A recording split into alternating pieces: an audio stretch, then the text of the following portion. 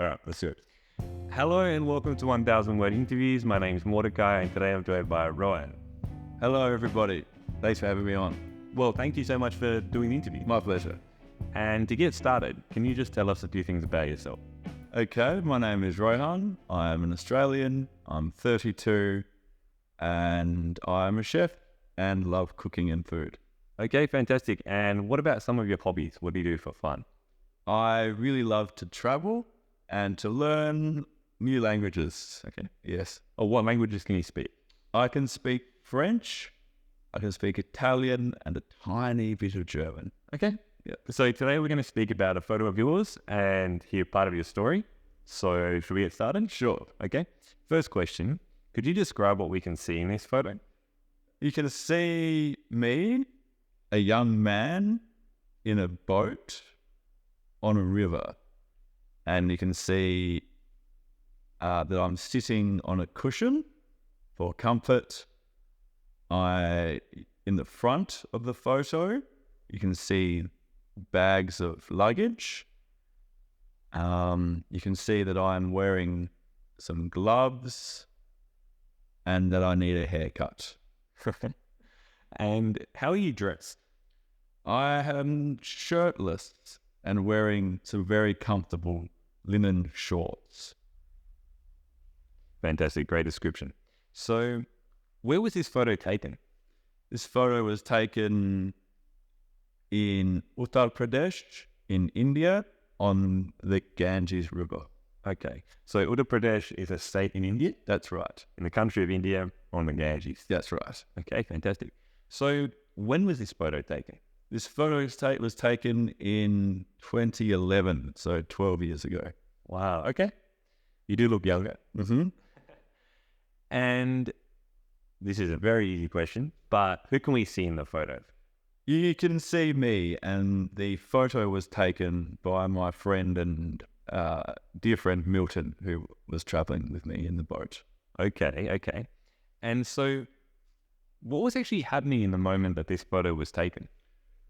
Well, we had been rowing all day long, and this is in a very hot time in India, just before the monsoon. So it was averaging around 40 degrees a day. And we were hot and tired, and I think we were about to hit a sandbar.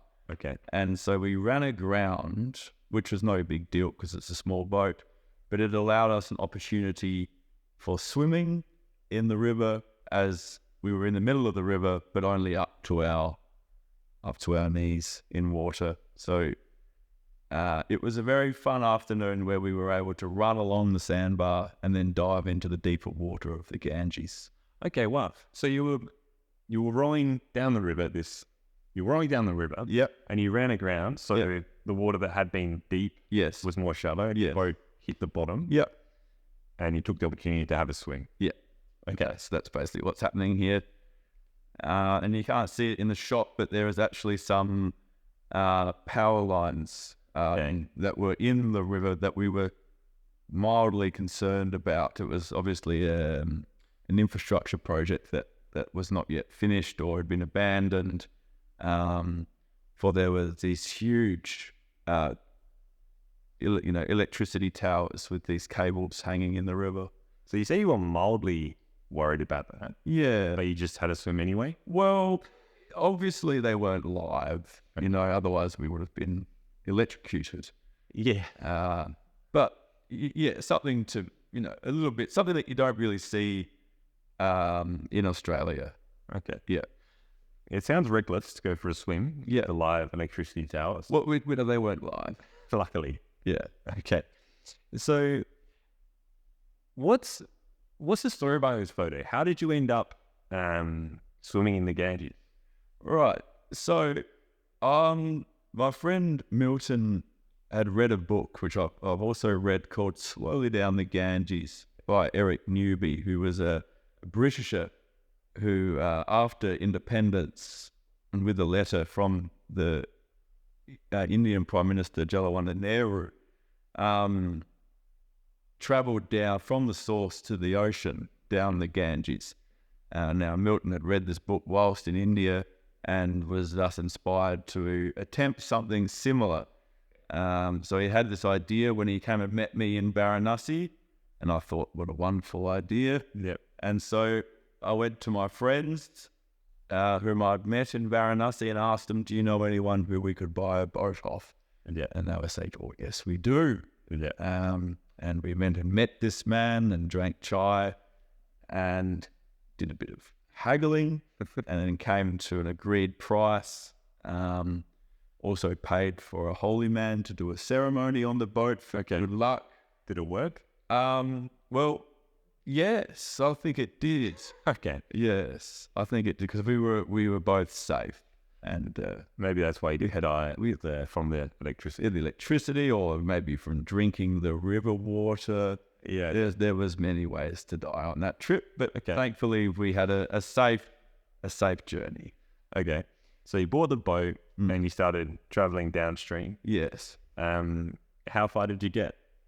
Right, we got 250 kilometers. Okay. So after 10 days of pretty hardcore rowing in the Indian build-up for the monsoon, we made it 10 days, 250 kilometers downstream, and we made it into Bihar, which is the neighboring state to Uttar Pradesh in India.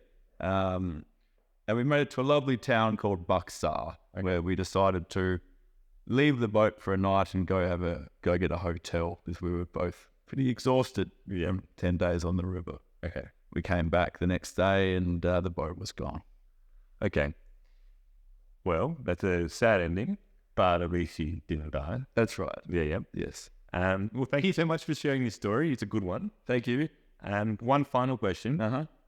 What's something that you're looking forward to in the future? It may or may not have to do with the photo. I'm looking forward to traveling overland from Denpasar to Hanoi, and I'm doing that in November. Oh, wow. Yes. So no planes, only trains, buses, and boats. Okay. And where are you starting and finishing? I'm going to start in Denpasar, on the island of Bali, in the Indonesian archipelago. Okay. And then travel across to Java, and then to Sumatra, and then cross the Malacca Strait, and from Sumatra to Kuala Lumpur, and then trains from Kuala Lumpur to Penang, and Penang, Bangkok, and then from Bangkok, I'll figure out a way of getting to Hanoi, probably by bus again. Okay, wow, that's like a huge trip. Yeah. So how long do you think that will take in terms of... I'm allowing for 2 months of non-stop travel. Yeah, wow, it seems like you'll be busy every day. Yes. Yes, it'll be a quick trip, but a good one. I'll fit in a lot. Yeah, I'm sure you will. Yeah. Yeah, it sounds big. So yeah, thanks again. Thanks for doing the conversation, for doing this interview. My pleasure. And thank you all for watching. As always, you can find all the questions and answers below in the description and a brief lesson plan for English teachers. So see you next time. Cheers. Thank you.